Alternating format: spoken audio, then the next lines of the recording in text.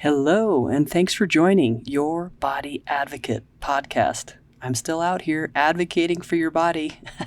My name is Ruth Cummings, and I am your host. Today, I am sharing an incredible interview with a wonderful woman named Elayna Fernández. She started a website called thepositivemom.com, and she's written many books and has been all over the media as an inspiration, a female entrepreneur, and many other accolades that she has accumulated as an amazing, amazing leader.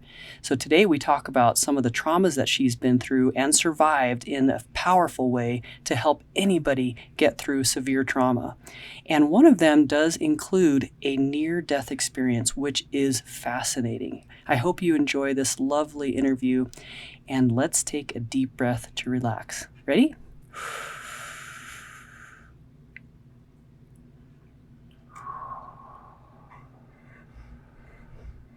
Okay, here we go. You're listening to Your Body Advocate, telling your body's side of the story. The podcast dedicated to supporting and improving your body-mind connection so you can live a pain-free, passion-filled life, dissolving one body tension at a time. Discover the healing properties of your own body language, and together let's explore ways to support and improve essential self-talk. Now, here's your host, Master of Encouragement and Body-Mind Life Coach, Ruth Cummings.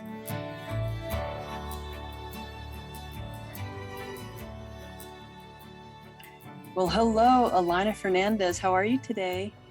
I'm doing wonderful, Ruth. How are you? I'm great. I'm so excited about our conversation. We've been speaking before, and I'm just excited that it's about to happen.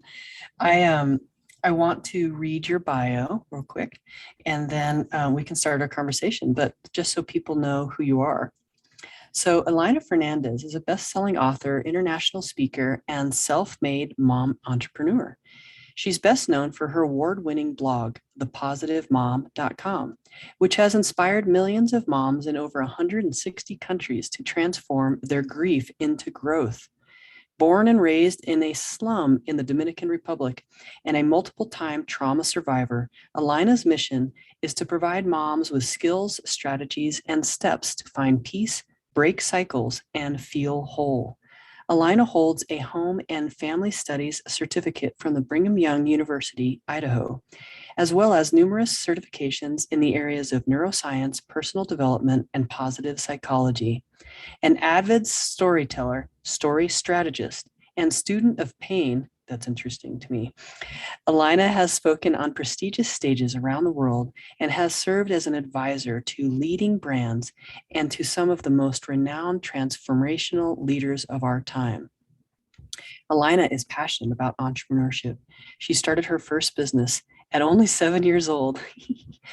She raised entrepreneurial daughters and has helped thousands of moms worldwide start profitable and impactful home-based businesses they love.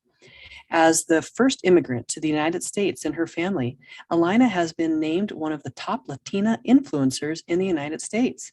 She's a powerful advocate of diversity, inclusion, and representation. Elayna has been sponsored by over 400 brands and has been featured on Fox, CNN, ABC, NBC, Fox Again, CBS, and CW, The Huffington Post, Thrive Global, Telemundo, CNN Again, Latina, Success Magazine, Univision, Good Morning America, Desperata America, Entrepreneur on Fire, I love that one, and other national and international media. Wow, my friend, that is awesome. Her philosophy is be positive on your own terms. Elayna, welcome, and wow, you're so amazing. I'm glad you're here. Oh, thank you, Ruth. And so are you. So I love your blog, and I think being a positive mom and just that spreading love in general through moms to our children, through families is so important. And I would love your take on what you've learned through the first part of your life and anything else you want to talk about. I mean, we have so much to talk about, but I would like our listeners to hear a little bit more about your your story, your rise, and what you've learned. Thank you, Ruth, for the opportunity. And I'm so happy and honored to be here with you. And yeah, motherhood is quite a journey, and I'm very passionate about it because I think that as moms, we have the power to change the world. And that is because, to think about myself as a child and how I grew up and the experiences that I went through, like you said, my rise, it happens in family. So we are born, each of us are born into families, and we create our world in community. So even if you didn't grow up with your parents, the experiences with your parents or lack of parenting shape who you are, shape the stories that you have in your mind. And for me, that started at a very young age. And I think that there was a dichotomy, or I would say, uh, an encounter of different thoughts. To most of the people in my life, I was worthless. I couldn't do anything right. And there was something, flawed and broken about me. And that was my body, that was my brain, that was my spirit. And to some of the other people, and my dad was, right at the top. I was beautiful. I was going to change the world. I was powerful. And there was nothing in this world that I couldn't conquer. And so I think that that definitely was the defining factor. Yes, I grew up in poverty. Yes, I didn't have access to what we call today children's rights. And I didn't have, the basic needs that a child should have. But I think, above all of that, what I was lacking was a sense of belonging and a sense of being worthy, a sense that I mattered.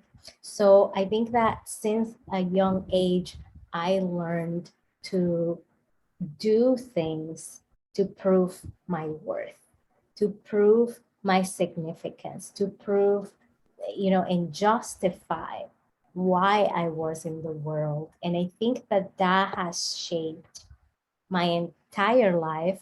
And that has something that has shown up in different areas of my life. So going back to my original statement, as parents, as mothers, as mentors, as caregivers, as educators, whatever it is that your role is in the life of a child, you have power to guide the conversation inside that child's mind. Because we're all going to have voices. We're all going to have beliefs. We're all going to have a story. And that story is really going to depend on what we hear growing up. I always say, the words that you speak to a child become their inner voice. And so in my latest book, I was talking about, how my life has been a fight or a battle between the thoughts in my head that said, you have the right to be here, you have the right to be more, and the thoughts that said, like, forget it, it's not worth it, just be done with it. And that is a reflection of my childhood. And so motherhood is so essential, and parenting in general, but I'm a mom, right? So I can speak for moms. And Yes. it's just so essential to shape that conversation, because the brain of a child is forming. I have the power now to guide my thoughts, to seek for help when I don't have it figured out. But as a child, you're really dependent upon that person, that authority figure, or those authority figures that are around you. I love how you have utilized your upbringing, no matter what it was. And I know, so like the slums, it's so powerful, and you have used that to guide your life. And I think that is such it is a story that needs to be heard for all those kids who feel hopeless and who feel stuck. And not just kids, a lot of adults, where we get into those stories where my life is this and this is where I'm stuck, and it's not like, you can create it right now, and you have so much support. Even if it's not with your family, you can find your family around. And I just love your story. So tell me about this book, first of all. Tell us about that, and how can we get a copy of that? And tell us how many books have you written, and why did you write this last one? Okay, well, thank you so much. So, you can find me as an author on Amazon and get access to all of my writings. My last book, well, it was really fun or how it started, because my daughter, I have 4 girls, they're 19, 18, 8, and 2. Oh my gosh. And my oldest came home for a break from school. She goes to school in another state. And so we were gonna have the best mother-daughter bonding time. That was our intention. And so my daughter says, there's a poetry challenge that I want to join, and I want you to join with me. And it's, you write a poem every day for 21 days. Oh, and love it. So I was intimidated, because as a child, I loved poetry and I wrote in Spanish. And so I was like, I've never written poetry in English, and I don't know how that's going to look like. But I really loved the concept of writing with my child. So we started the challenge, and I knew that I wanted to use it to turn my pain into something beautiful. And so that's what I called it. I said, this is a challenge to turn my pain into poetry. Oh, love that. You are so inspirational. Thank you. I mean, just I'll please continue in just a moment, but the idea of writing with your child, even when, they're always our children. We could be 100 and they're still our children, right? So like to write with your child, no matter what age, that just sounds so magical and very healing, and really bringing the two together. And I'm going to put that in my head and do that with my kids. I thank you for that. But so continue. So you're writing this incredible book. Okay. So poetry based or inspired. Yes. And so it was really hard. Really? Really hard to just, allow myself to go into these places that I had already kind of buried, and that were scary, and that I didn't want to go into, because when I felt about, just thinking about the thoughts of what we like to call our inner critic and the negative voices that show up, I would wake up at 5 o'clock in the morning and just say, what painful story do I want to process right now? And so going into that space first thing in the morning was really, really exhausting and worth it, because then as soon as I got started, I just started to pour all of that, and I felt a sense of relief and release. Like all of those ideas and stories and feelings were actually being transferred to my computer. And sometimes it was really hard for me to do it on the computer, and I would take a pen and paper and do it. And so it was really, really cleansing for me. And that's how it felt. And then, we would compare poems, because she wrote her poem, I wrote my poem. So it was also really a beautiful experience to share that with my daughter. And I share it with both my oldest daughters. And, but, to see the art that she was creating, and she's just so good. And her book is also available on Amazon. And just to see what she was creating and what I was creating, and being in that process together was really supportive. So even though it was hard, and then it was even harder to allow myself to publish it out into the world because, Yeah, that just makes me, yeah, like as I put myself in that. So, wow. So yeah, the courage to yeah, put it but in the world. courage comes from corazón, from heart. And So, so one of the things, I remember I always speak at this conference called Word Camp. It's for geeks like myself that like to to design websites and create content on WordPress. And my daughter spoke. They were the youngest ever speakers at Word Camp at that time. And they were 12 and 13 or 11 and 12. I don't remember exactly.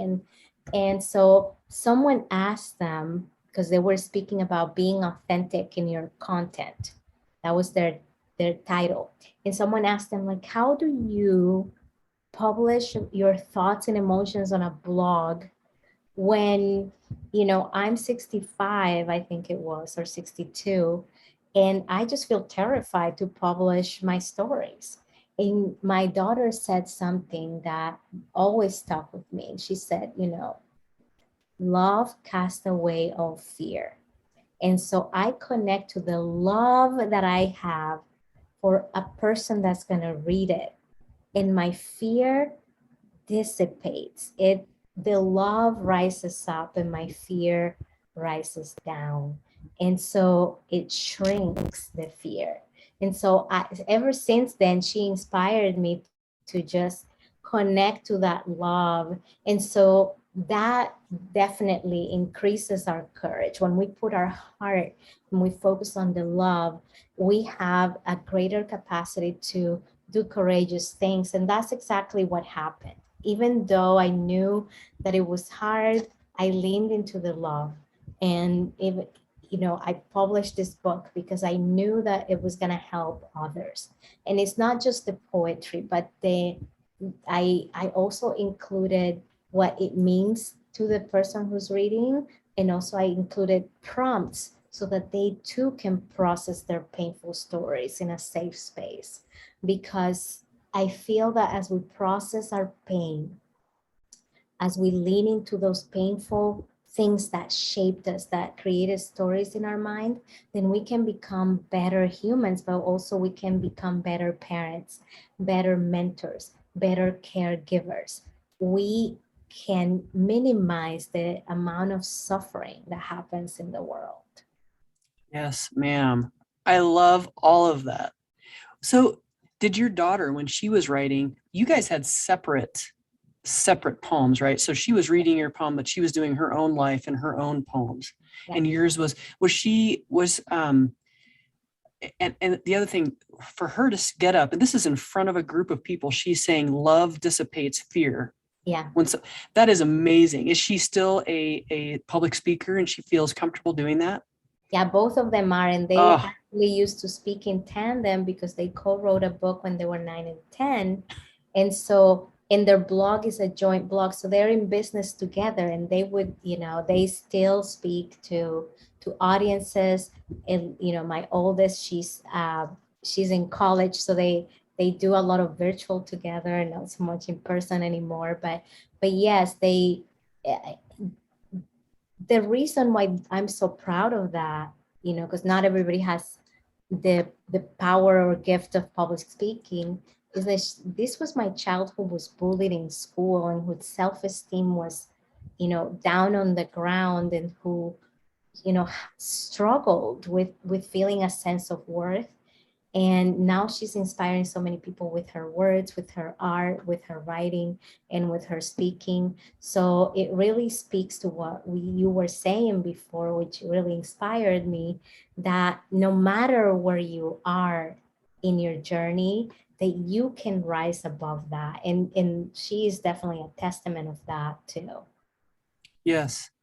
I mean, you guys are so inspiring. I would love to talk to your daughters. That would be a fun, podcast also, because I work with a lot of women their ages, and there is this feeling of invisibility, not being understood, but basically not being seen, and that our what we have to say isn't important.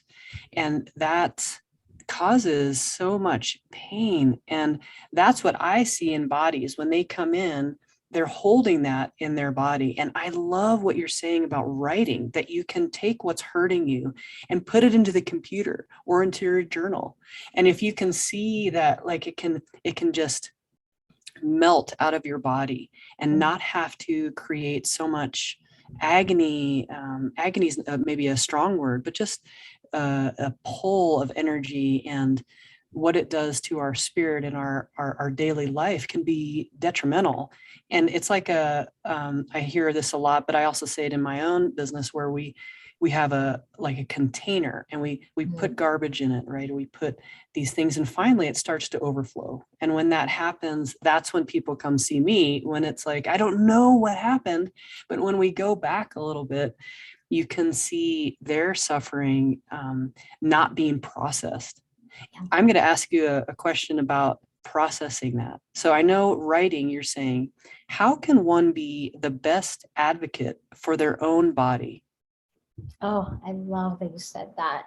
And your question is right on, right on. I think that being an advocate for your body is the best thing that you can do. And I think that I have fallen into the trap of being too much in my mind and being too much in my spirit.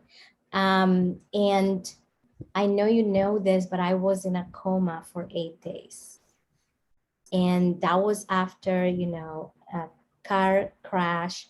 I was in the back seat with my brother, 2 friends in the front seat. My friend was driving, and the car flipped, fell on top of me, and I was instantly pronounced dead.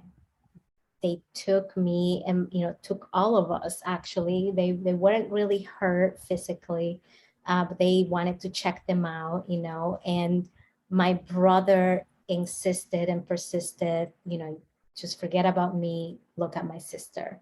And so I had a little bit of time in which I was not in my body.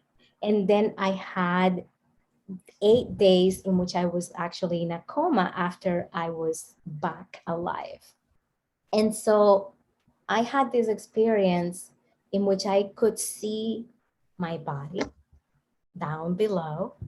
I could know who I was as a spirit, but I also had thoughts, conscious thoughts, and I could hear what was going on around me.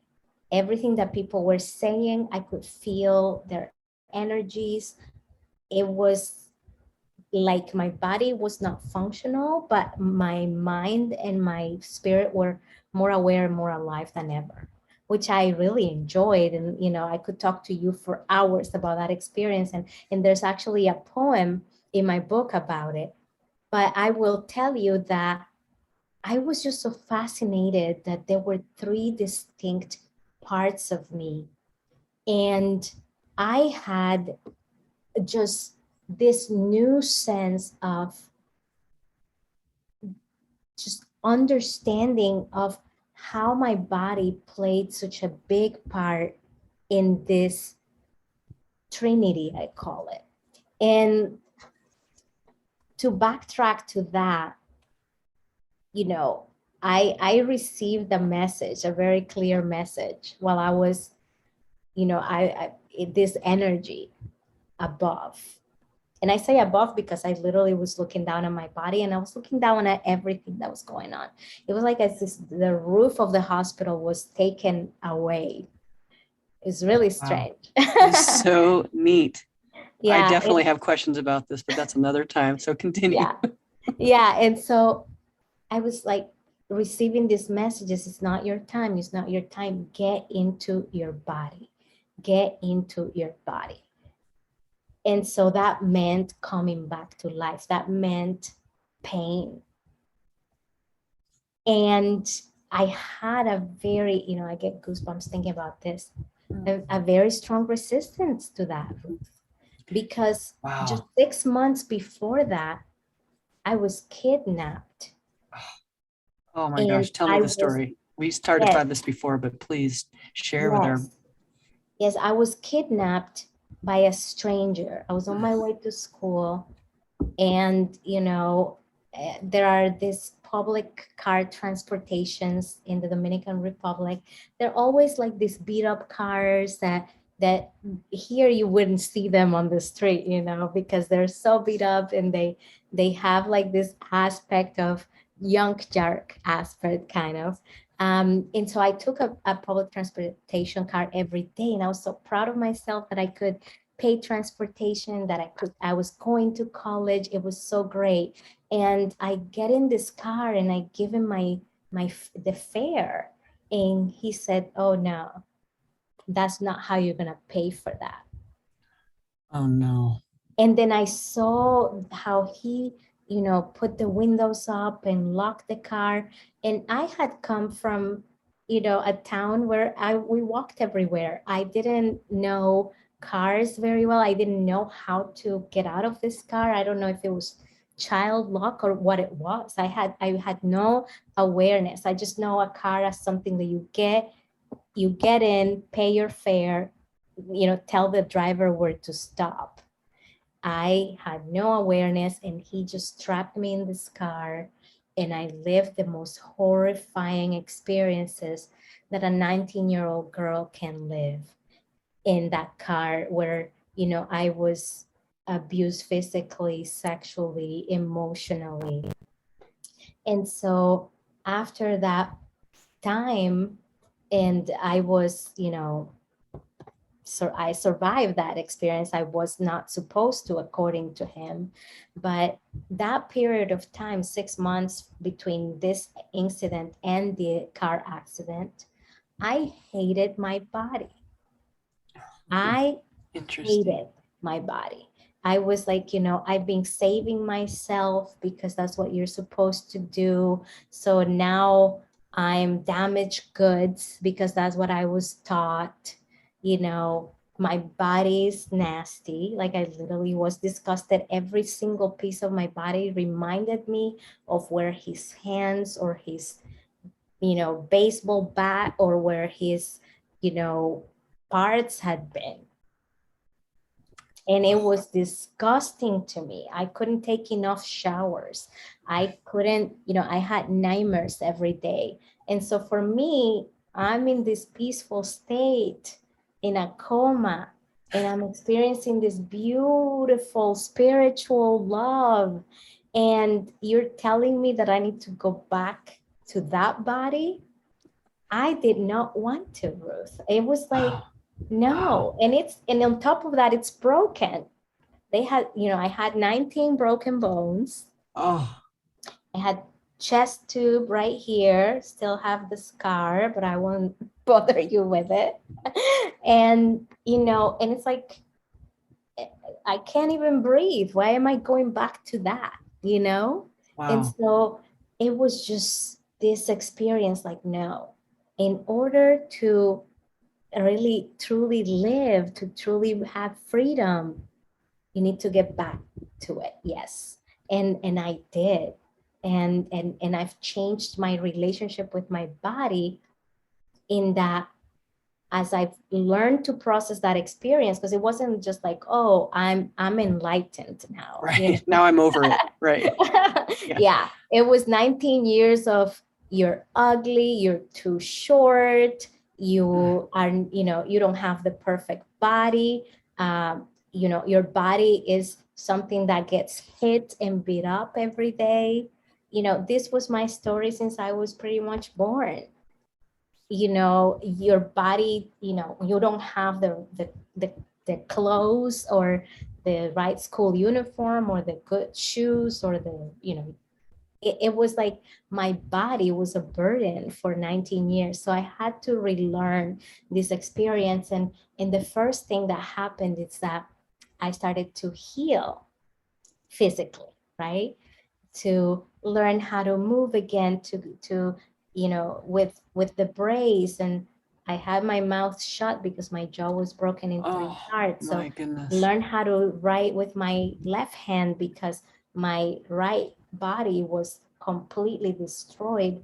And so learning to honor the healing, self-healing ability of my body and how it bounced back. It was like, Yes. this Wow. thing is amazing, and yes, I have scars, but I can breathe, I can walk, I can talk. And it's just this 180. And then to recognize that I'm not only my body, that I have these parts of me that can see my body but are not my body, that can feel my body but are not my body. And so to really honor all three parts of me and not focus, because before that, my identity was, I'm the smart one, I'm not the pretty one, I'm not worthy to be alive, but I'm smart.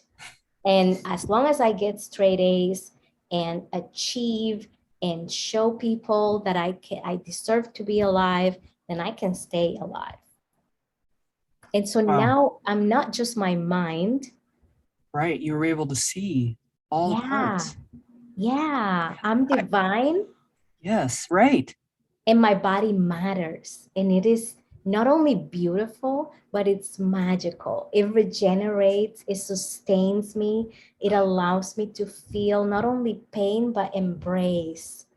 And I'll tell you this real quick because it's so beautiful. When I woke up from the coma, the first thing I felt was my dad's hand holding mine. Oh, I love that. and it was just the best. I Wow. mean, So not even pain, like you felt the love of his yeah, touch. And yeah, that was, yeah. So yeah, I love yeah. this is amazing because so many people don't understand that. And you didn't until these terrible things. I'm so sorry that he did that to you, by the way. I just want to give you Yeah, thank you. hugs and healing. That's Mhm. awful. And but what a gift, right? We can look at it now, um, that you were able to put all of those, the accident and those things together and see how our body works together in a spiritual, mental, emotional, physical way. And we can heal so much from the inside, some prayers and some faith.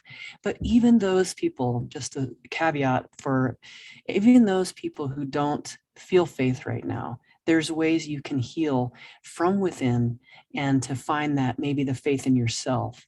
And, Yeah, but I just, but wow, your dad has been a powerful thing in your life. yeah, yeah, I, so, because he believed in you so much as a child and just brought you up and saw you as the incredible person you are, even through these other people that were trying to push you down, even ourselves, right? Even, yeah, you're yeah, saying the yeah, thought yeah, of, yeah, you know, absolutely.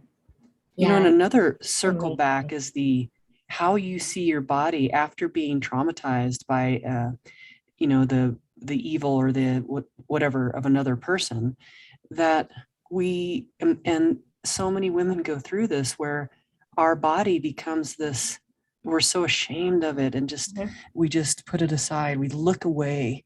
There's an interesting thing because this area of our body, if there's a headache like right here, and it's as if our body and our spirit and our mind, everything is going like this Mm, and ignoring something that's too hard to look at.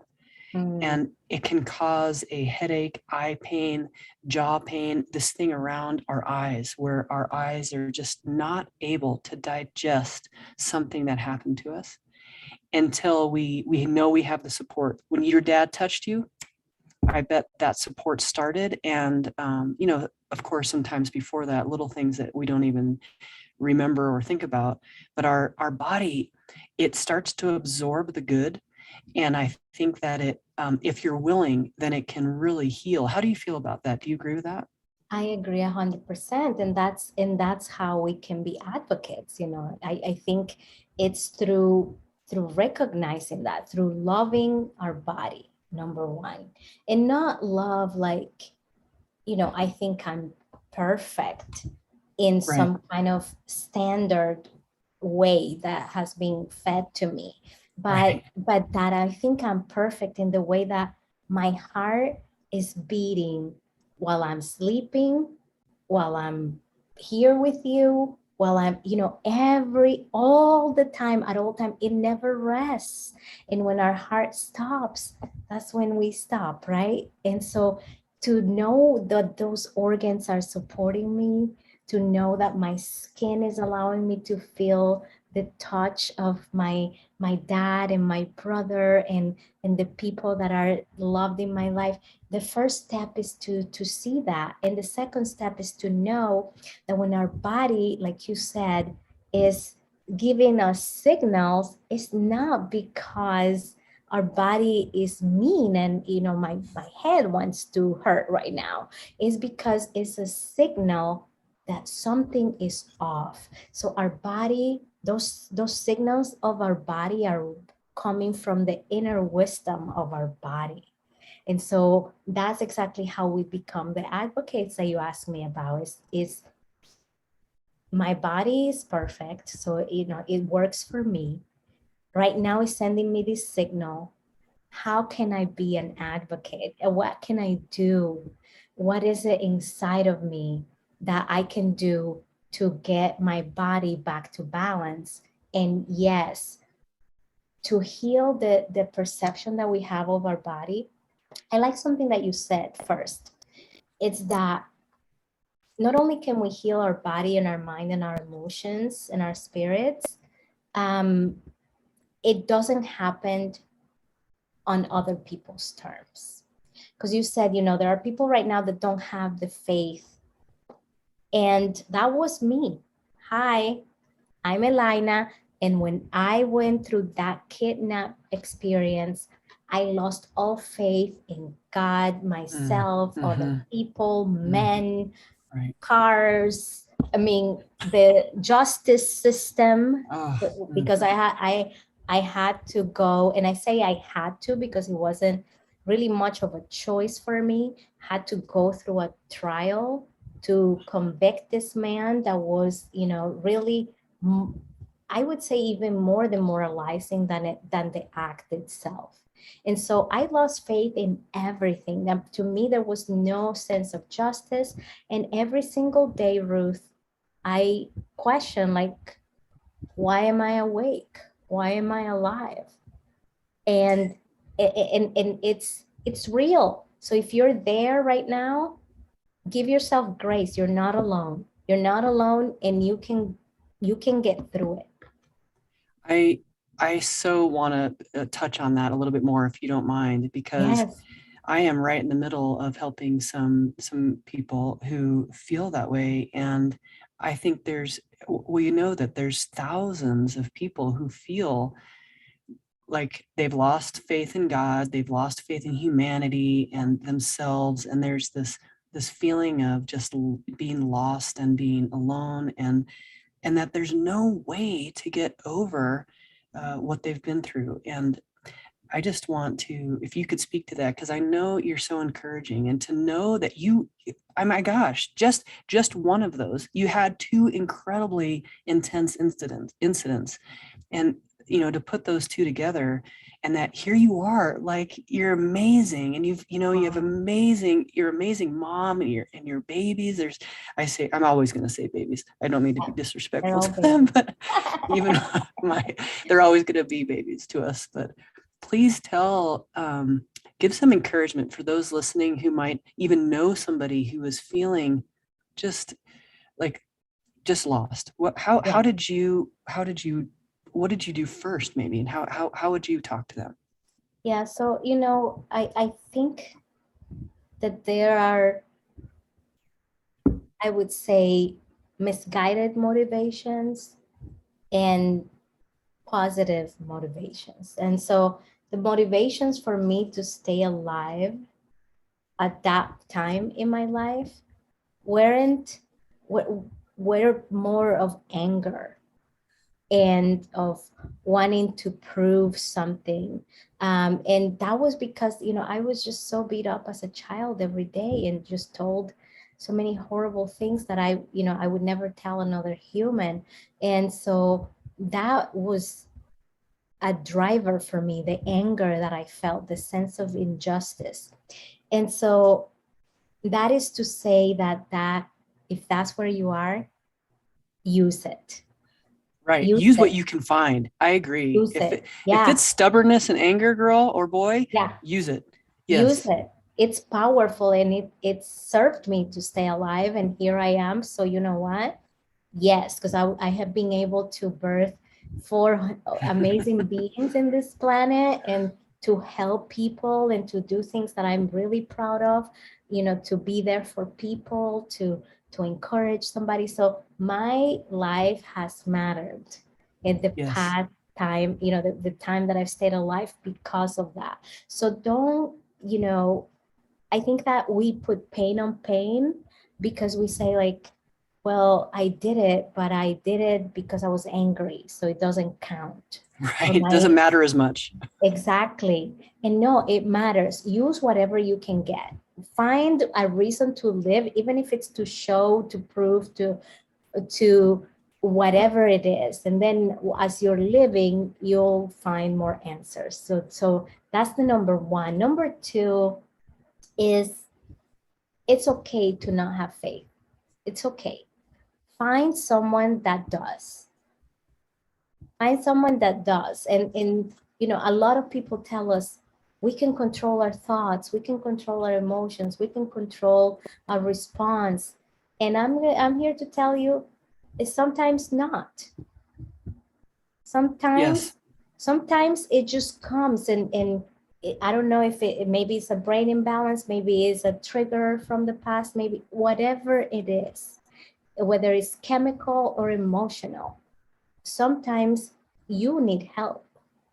And I have asked for help because sometimes I'm just too deep. I call it the seduction of death. And actually that's what I titled one of my poems as well, because it's sometimes I felt, and this is not 19-year-old me, this could be 43-year-old me. I'm 45 right now. And this could be me tomorrow, because sometimes this is a path that we walk through life, and it just, you don't know when it's going to come.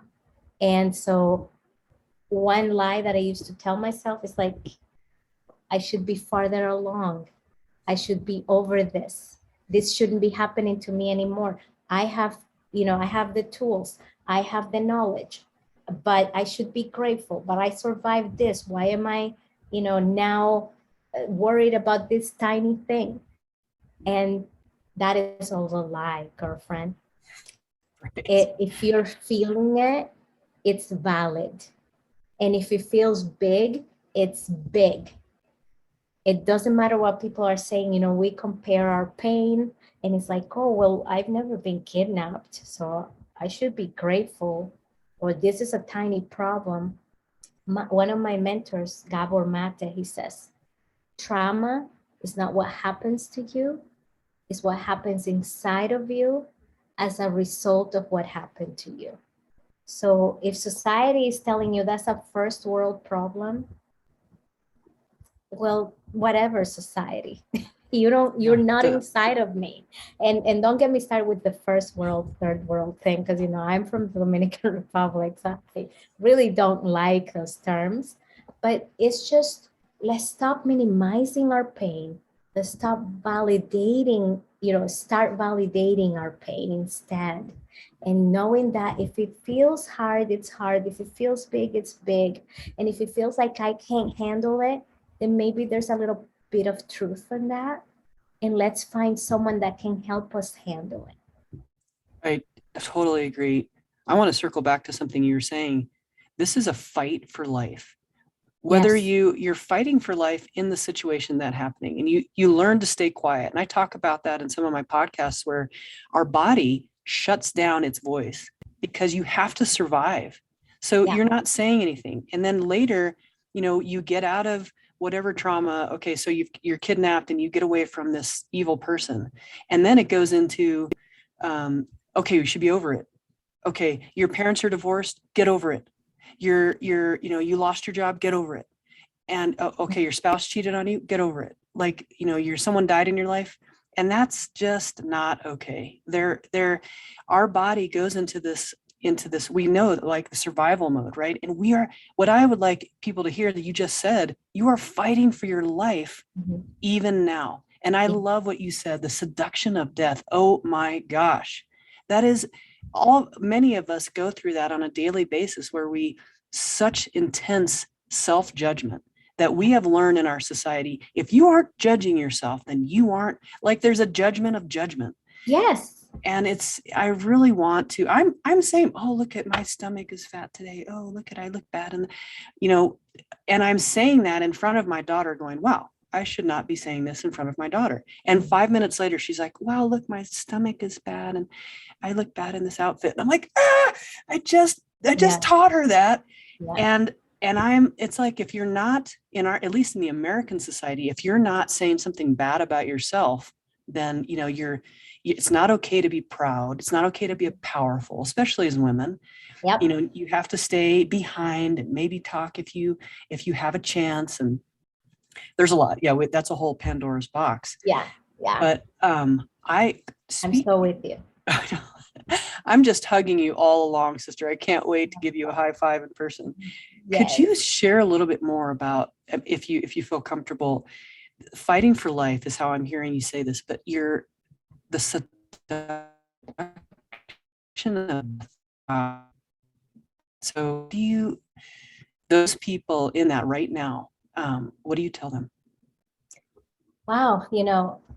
This is, my book is called Dancing with Death, because that's what it's about.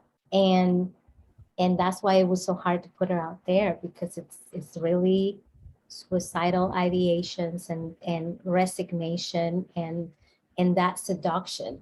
Well, number one, I've been dead, even for a few short minutes, but it was the most beautiful experience ever. Yeah. I'm jealous. Isn't that interesting? It's interesting, right? Yeah, because we fear it, but we are curious. Yes. And so I'm not afraid of dying at all. That's, something that I definitely can't tell you. And yet I'm terrified of not living. Wow. Yes. What does that mean to you, not living? Not living, I call it a flatlined existence when I am not myself. When I'm not in my body. So, I'm not really in the flow of things. I'm not, really enjoying, loving, honoring my body. I'm not able to have a voice. Maybe I censor myself. Maybe I allow others to censor me, which is also censoring myself, right? Because right. I allowed it. And when I definitely block my spirit with any corruption, like hatred, because that's a poison. So for me to live is to really be on purpose every day. I love that. Now, one thing that I want to talk about, and it's a little bit of what you said, is, you know what? I just wrote a blog post called "Stop Striving to Be Your Best." And I need that one.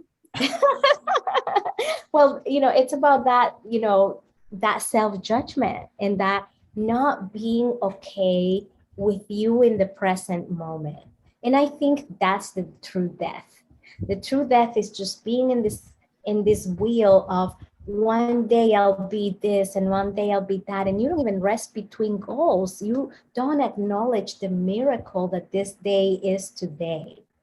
And so for me, having been, the first time I had a near-death experience, I was 3 months old. And then I continued to have many because I was epileptic and my seizures were near fatal. Then I had cancer when I was 28 years old. And I've been through this coma, and I've been through this kidnap, and, being through so much violence throughout my life. And for me to be here today is a miracle. Yes. And so, yes. And so to live in the past and to live in the future is a disservice to today. So that's truly living. It's saying, you know what? I don't know how many pounds I am because I don't really do that. But like, let's say I was 100 pounds because I'm 4'9". Well, 4'8.5". I love that. So, Okay. 8.5. but whatever amount of, like whatever, this is me, and I am supposed to love me today. And I lost my temper today, or I didn't complete something today, or whatever it was, it's like, okay, that was me today. What can I learn? What can I be grateful for? And if I'm given another day, then I get to try again. So that's truly what life is. But I live this worry-free life, pain-free life, which was the spiritual life, for a few minutes. So my first seduction is, it's so stressful down here. It's so painful down here. It's so fragile down here. It's, you have so many interactions with other people, and it's about them too. So sometimes I just feel like I wish I could die, just to rest from that, just to feel that sense of rest. And you know what? That's valid. It's overwhelming. Life, it's overwhelming sometimes. And Yes. it's a seduction. Yes. And so honor that. Just say, you know what? That's a valid feeling. But then say, what can I do instead of dying? Like, how can I get that without having to go, without having to end my life? And that's one question that I ask myself. So it's like, okay, well, I could actually rest while being alive. Right. It is an option. Right. Yeah. I'm looking for rest. Yeah, I feel tired. I feel overwhelmed. I feel like I can't handle it. So, and it's back to that question. How could I handle it? If I could handle it while I'm still here, how could I handle it? Could I handle it by saying no to that? Maybe saying no to that, or maybe saying no to that person, or maybe saying yes to that person that offered to help me. And I was like, no, I can do it all by myself. That's me. Me too. And so it's that sense, like, what part of death is calling to me? Is it the, like that there's no judgment maybe there? So how can I stop judging myself? So it's looking for that, because it's valid to look for something and to want to end something. It's valid for you. You don't have to live a life where you feel that it's not worth it, or that you are not worth it. And maybe it's a change of environment. Maybe it's, that you gotta rest, or that you gotta say no to something or yes to something. But just finding the root of where that feeling is coming from can help you stay alive. It has helped me. And sometimes, I can't find it, but I have trained myself to, maybe call my brother, maybe go to a suicide helpline or chat. I've been to the chat. I've never been able to like call, because I literally, and I think this is part of my trauma, my voice is gone, and I don't feel like I can speak when I'm in that state. So I'm really grateful for the chat, because I can't type. And so if you can't find it by yourself, then ask somebody else to help you find it. And sometimes they can't. I mean, if you don't have that safe person, you can do, the suicide people, they're safe.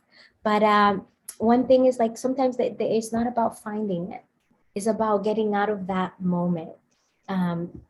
Jill Taylor Bolte, she is a neuroanatomist. I always try to say that with the most beautiful English I can say, but That was very good. Good job. okay, Anatomist. I love it. yeah. Celia Cruz used to say, my English is not very good looking.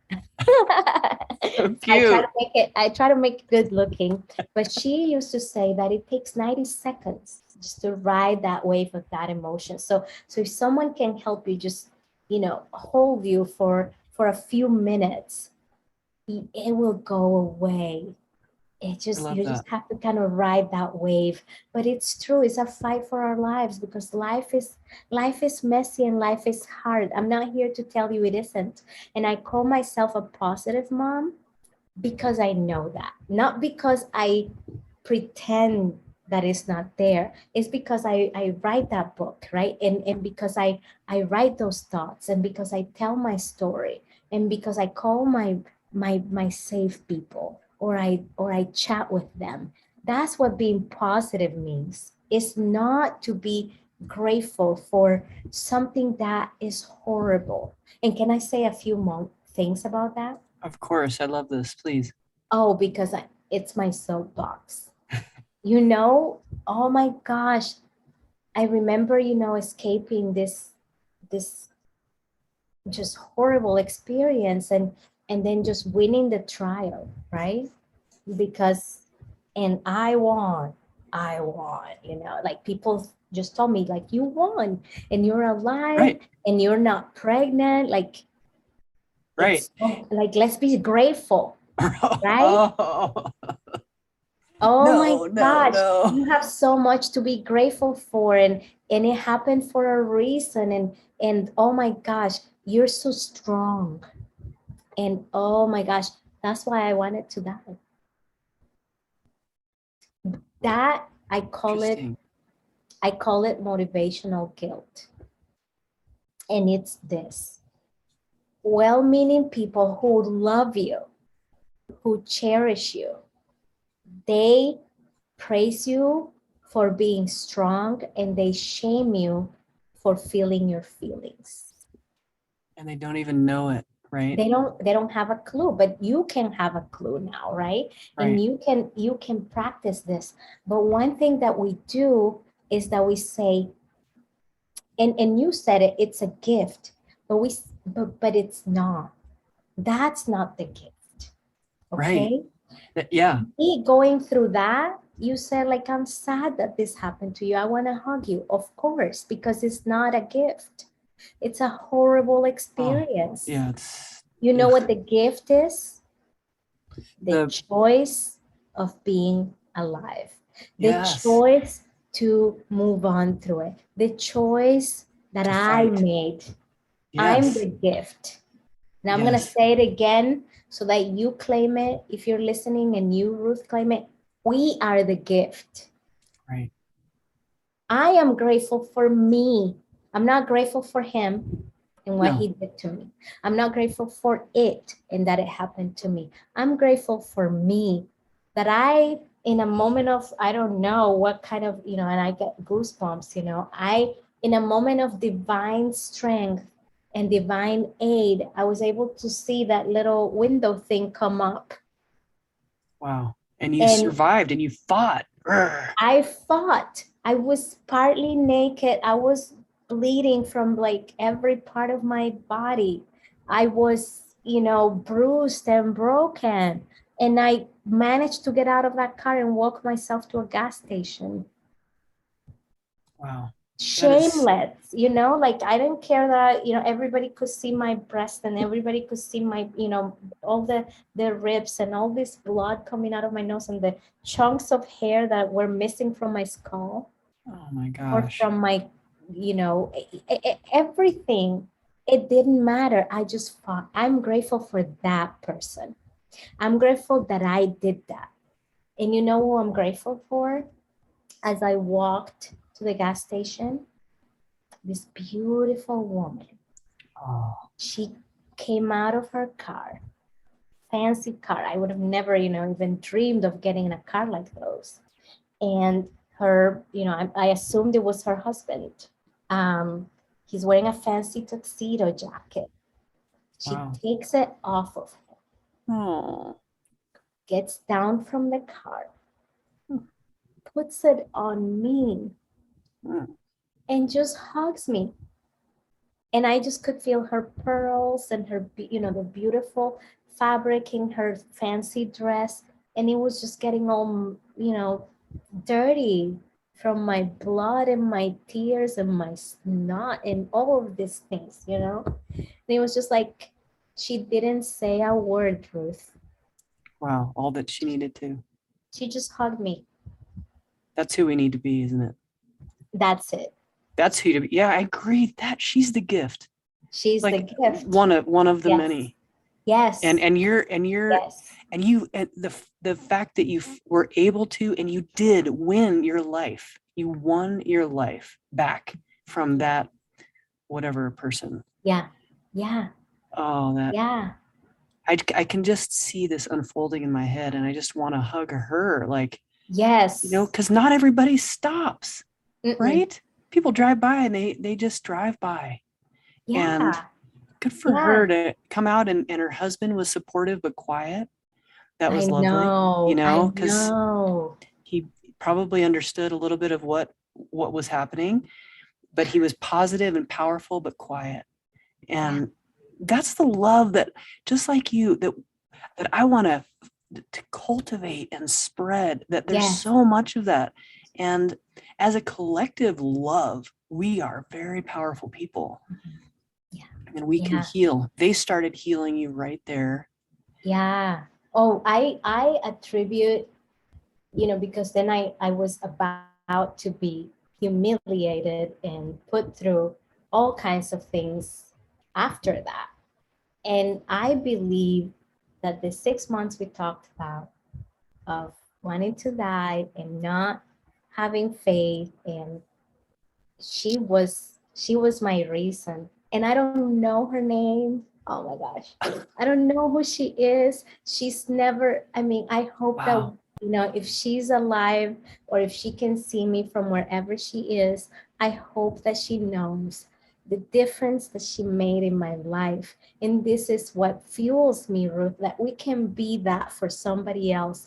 And we don't need motivational guilt. We don't need to tell them that it happened for a reason. We just need to hold them in their pain. Just like you keep saying, I want to hug you. That is our response to pain. That should be always our response to pain. Yes. And pain takes so many forms, right? It's so many forms. And I just want to, it's interesting that you don't know who that is. And I also just, wow, that power in that woman of absolute unconditional healing for you, like unconditional space that, I hope she's taken that to some other levels. I'm sure she has. And I just send her so much love, and just, she motivates us, right? Like, she motivates me. If I see somebody, I'm going to, I keep things in my car, blankets and things to help, but maybe it's thankful that I haven't had to do that, but I just want to encourage people to help one another. And and then your fight, you're just so amazing. Everything that I've learned from you, I really look up to you, inspire me a lot.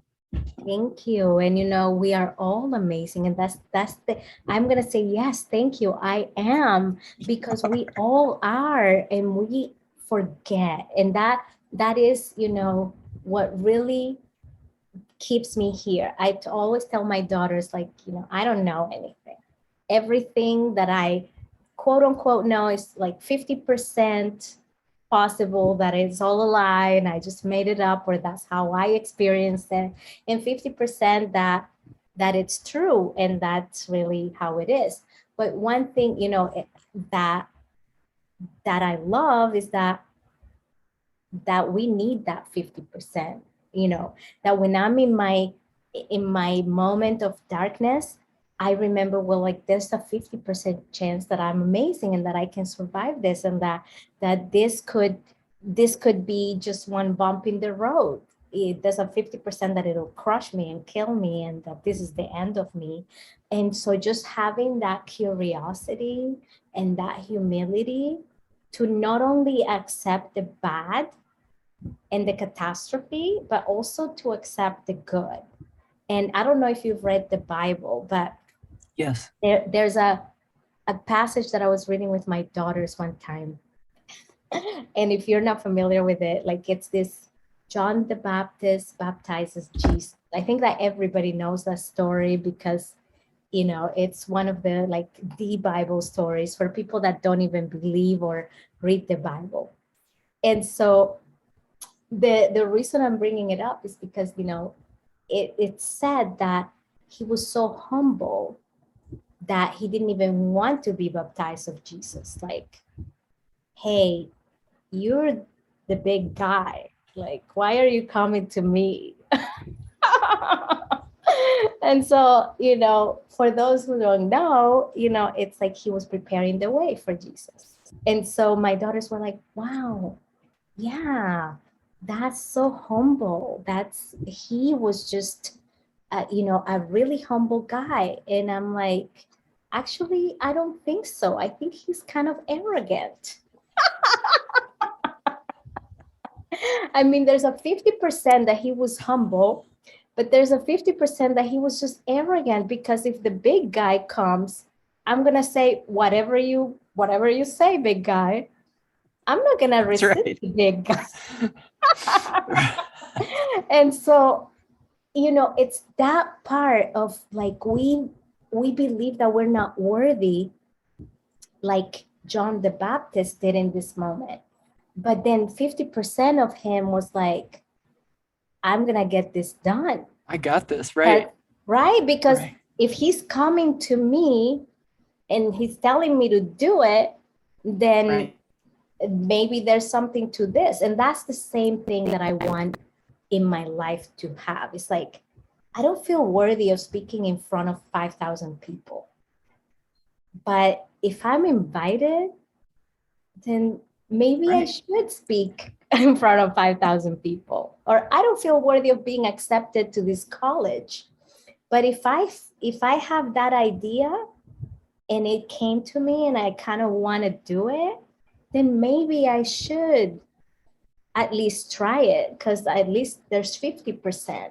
I don't feel that amazing when Ruth tells me that I'm amazing, but you know what? If she's saying it, I could take her word for it and say like, yeah, I am. So, you know, it's like, yes, and. So not feel so grand that I deserve everything and I know everything and everything is there for me, but not feel so small that I miss out on the beauty and connection and purpose that has been laid out for me. And I think that not only can keep you alive, but can also allow you to be such a contribution to the world, because you're going to be able to express your gifts. And, you know, just like in John's case, he was the one that baptized Jesus, you know, but you could be the one who hugs someone at a gas station and inspire them to do the work they do in the world and to, you know, be a different person than the world told them that they were going to be. I love that. Yes. Be the hug, you know, be the smile for that person. And you just never know how it can change someone's life in that moment of need. And you don't even know that they need.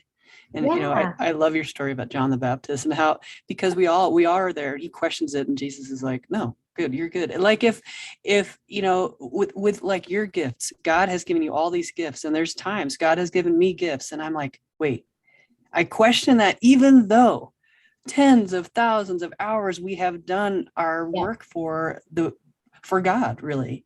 And then we still, I'm putting words in your mouth, but I question mine. I'm like, wait, should I be, I'm having a feeling that I should do this. And then I do it. But I question that in the moment, still question it. And, you know, as parents, we question, wait, should I? I mean, it's a daily question, right? I think I'm going to write a blog post called, or maybe not a blog post, a blog called Parent of the Year. Ooh, I love that. Just to have a bunch of stories of all of us doing our Parent of the Year day, you know, Hey, parent of the year. But Oh, I love that you mentioned that. And it's true, we all question ourselves, and the key is to question the questioning. It's like, oh yeah, I'm a yes, questioner. Let me question that then. I can question the reason and the purpose and the gift and what and not shame ourselves for questioning. It's okay. I question myself, like, should I publish this book? Like, it's my darkest thought right. out to the world. And is it really gonna make a difference? And you know what? I wasn't gonna get my answer until I published it. And I got my answers, and I'm really happy that the love, really dissipated the fear, because it really has made a difference in some people's lives, and especially people who have been grieving the loss Right. of someone. And so, you know what? I'm glad that I questioned my questioning, doubted my doubt, as they call it, and was like, you know what? But it could be, you You know? doubted your seduction. You know what I mean? Yes, And that's yes, what, like, we have to doubt that seduction because it comes to all of us. yeah. Did I deserve to survive? Did I deserve to get out of these Mhm. things that did I deserve? And we question that. I love what you're saying. I'm hearing, so be on the 50%, just like John the Baptist. Look at the positive. Look at, maybe you should, maybe it's okay. It is. Look at that. Take 90 seconds to think about it. Fight for your life. These are some of the things I heard you say today that I think are really powerful. A lot of others. The other one I have to say again, love dissipates fear. I love that. I want to keep continuing to say that. And to wrap up today, anything else you'd like to share? Yeah, Give me your closing thoughts today. I think my closing thoughts about this whole thing is that, in talking about this stranger that caused so much pain to me, I'm I'm gonna say something about that. I used to call him a monster and evil and, just merciless and all of that. And to me, just like that woman represents unconditional love, she represents healed pain. What someone who knows pain looks like, because she obviously understood what I needed. And like you said, her partner, whoever that was, they knew how to comfort someone in pain, because she had probably processed her pain, or being, surrounded by pain. To me, what he represents is someone who didn't process their pain. Amen. I totally Because, agree with that. yeah, and I'm gonna close with the quote of Richard Rohr. He's a priest, and He's he's here in Albuquerque sometimes. ah, Yeah. let me know, because I'm there, and maybe we can get that hug that we want to get. And so he says, pain that is not transformed is transmitted. And So so, true. yeah, so he didn't have the insight or the opportunity to transform his pain, and he just transmitted it to me. Yes. And so that's why I'm passionate about this, about us processing our pain, turning our pain into poetry, into, something beautiful, into something useful. Because when we do that, we stop the transmission of that pain, and we don't become that person. It's easy to look at him and say, oh, he was a monster. And that's what I used to say all the time. I couldn't see stand the side of him while I was in the trial with him. Just looking disgusted at him, like, what kind of person does this to someone? I begged him to stop. I begged him to stop. And it's like, you know what? I'm not condoning what he did, but it didn't start with him. Amen. I'm so glad to hear you process that in a powerful way. That is amazing because that guy, he's transmitting the terrible things that he went through. It doesn't make it right. and we, no. as a I culture, know. what we're saying, right, is we need to look for those people and help them transform their pain. That's our goal. That's my goal with everybody's body, is to help them transform their pain so they can be a voice of love, compassion, healing in the world instead of the other way around. Yeah. And it starts, one thing that I always say, didn't start with me, but it can end with me. So when I feel like I'm judging people like that, I'm like, where am I like that? Where have Yeah. people told me to stop and I haven't stopped for some reason, and that's the only thing I can do.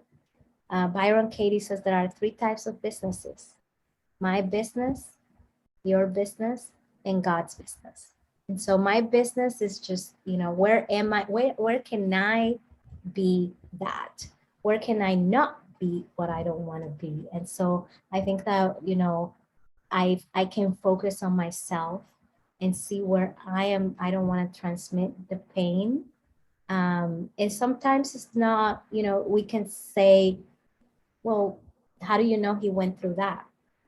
Well, he may not have, but there's generational trauma that affects our behavior that we have no idea where it's coming from too. So it's, I could be 50% wrong or 50% right. What serves me today? What gives me peace? What makes me a better human? What is going to, again, allow me to live a true life rather than a life that is contracted by my anger and my judgment.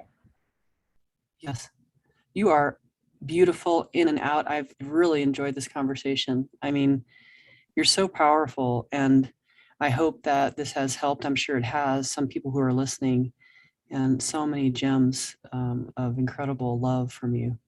So I can't wait for our next session. And thank you so much also for that Richard Rohr quote. I will have all these links that you said below so people can go look at some of these books that some of the people that you mentioned have written, and all of yours, of course. So thank you so much again. And I can't wait to meet you again, and maybe in person. I would love that. Thank you. Thank you for having me. Yes, you're welcome.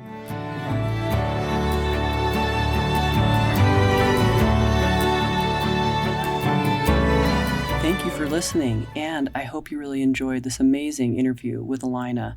I hope to have her on many more times. She's just an amazing, amazing person, and her energy is just so powerful and really healing. So if you would like to get a hold of her, but you can't see the show notes, text me or email me at ruth@ruthcummings.com, or you can text me at 505-332-9292, and I can get that information to you as right away. Thanks for listening again. Have a wonderful day. We will see you next week. Bye-bye. Thank you for listening to Your Body Advocate with Ruth Cummings. We're so glad you've joined us today and truly believe you can live a pain-free, passion-filled life. To connect with Ruth, work with Ruth, or to grab your free ebook, go to ruthcummings.com. We'd love to hear from you. Don't forget to rate, review, and subscribe so you don't miss our next episode. Until next time, friends, be open, include the unincluded, think outside the box, and spread love and kindness one smile at a time.